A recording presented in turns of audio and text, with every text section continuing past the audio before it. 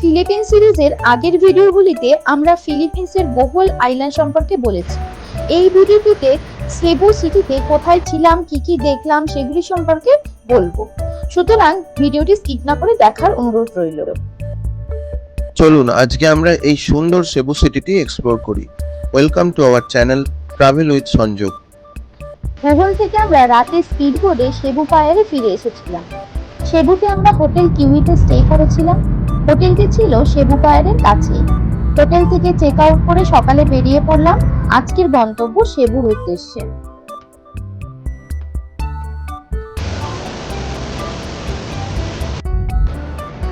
আমরা এসে পৌঁছালাম টেম্পল অফ লেতে। এটিকে তাজমহল অফ সেবু বলা হয়। এর পেছনে একটি সুন্দর ইতিহাস লুকিয়ে রয়েছে। 2012 সালে ব্যবসায়ী তেওদরিকো সরিয়ানো আদান্না তার প্রয়াত স্ত্রী লেয়া আলোবিনো আদান্নার প্রতি গভীর ভালোবাসা ও স্মৃতির উদ্দেশ্যে এই স্মৃতিসৌধটি নির্মাণ করেন। স্ত্রীর প্রতি স্বামীর এই অমর ভালোবাসা নিদর্শনের জন্য অনেকেই এটি ভারতের তাজমহলের সাথে তুলনা করে থাকেন, ঠিক যেমন শাহজাহান তার পত্নী মমতাজের উদ্দেশ্যে নির্মাণ করেছিলেন। এটি একটি প্রাচীন গ্রিক ও রোমান মন্দিরের আদলে তৈরি।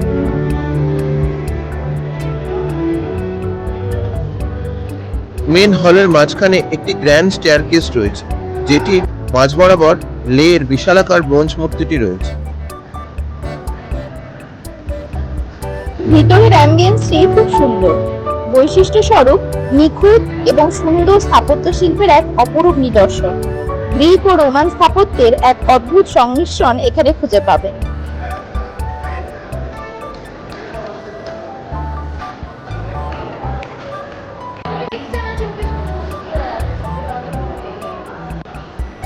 ওনার ঘরের প্রতিদিনের নিত্যনৈমিত্তিক আসবাবপত্র এবং কারুকার্য সমন্বিত ইউটেন্সিল সবকিছুই সুন্দরভাবে সংরক্ষণ করে রাখা হয়েছে, যা আমরা ঘুরে দেখলাম।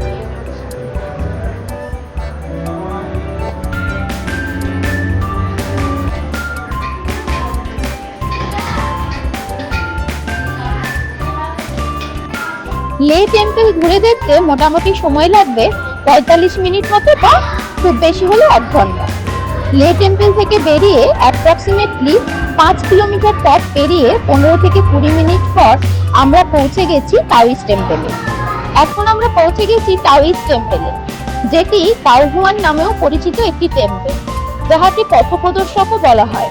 এখানে লোকজন প্রার্থনা, মেডিটেশন, ধর্মীয় আচার অনুষ্ঠান পালন করেন। এখানে লোকজন তাদের দেবতাকে পথ দেখানোর জন্য প্রার্থনা করেন।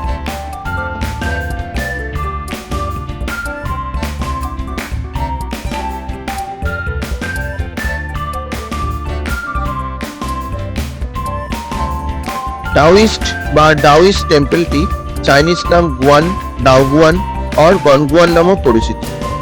টাওয়িজমের পূজা করা হয় এখানে। টাওয়িজম বেসিক্যালি অরিজিনেটেড ইন চায়না, যা মানুষের অমরত্বে বিশ্বাসী, যেটা মোরাল আর গুড হেলথ কাল্টিভেশনের মাধ্যমে অ্যাচিভ করা সম্ভব, এই মতবাদে বিশ্বাসী। বুদ্ধিস্ট মনেস্ট্রি দ্বারা অনুপ্রাণিত হয়ে টাওয়িজম বা টাওয়িস্ট টেম্পলটি তৈরি হয়। টেম্পলটি মাউন্টেন ও ফরেস্টের মাঝে তৈরি হয়েছে to harmonise humanity with nature. বলে রাখা ভালো, মনেস্ট্রিতে ভেতরে ক্যামেরা অ্যালাউ নেই, বা ছবি তোলা বা ভিডিওগ্রাফি করা সম্পূর্ণভাবে নিষিদ্ধ।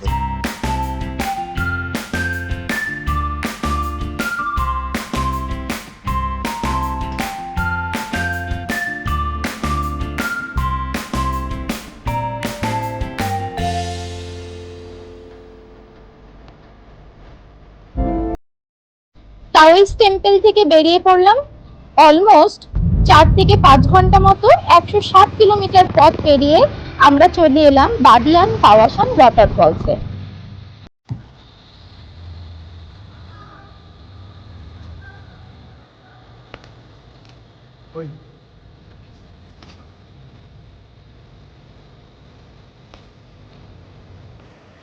কাওয়াসান ফলসটি 3টি লেভেল আছে, যা বাদিয়ান জঙ্গলের মধ্যে অবস্থিত। প্রায় 15 মিনিট লম্বা ট্রেল পায়ে হেঁটে অতিক্রম করে আমরা ফার্স্ট লেভেলে পৌঁছালাম।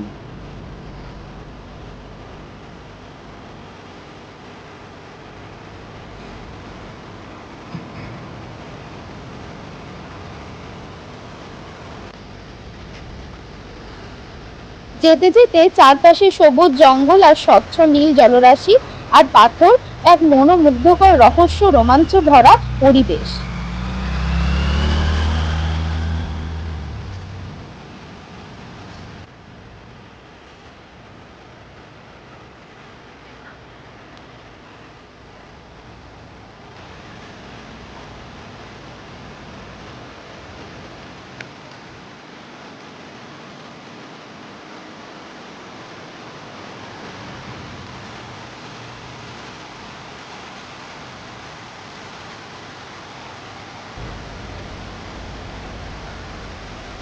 দূর থেকে ওয়াটারফলের শব্দ যেন আমাদের ডাকছে।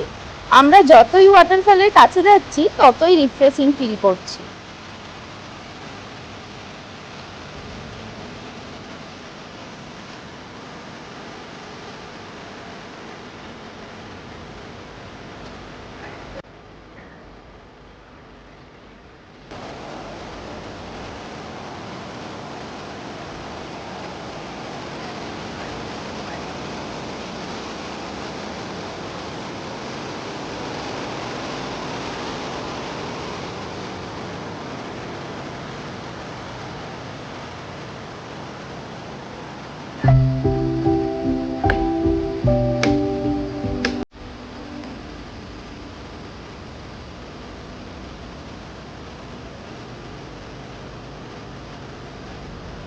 ফাইনালি আমরা ওয়াটারফলের কাছে পৌঁছে গেছি।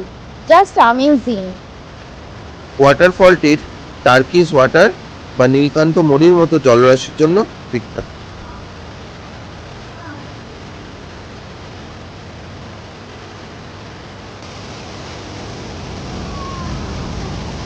সকলেই খুব আনন্দের সাথে তাদের কোয়ালিটি টাইম স্পেন্ড করছে।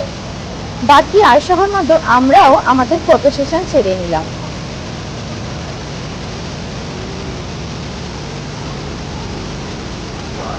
প্রথমেই বলেছিলাম ওয়াটারফলে 3টি লেভেল আছে।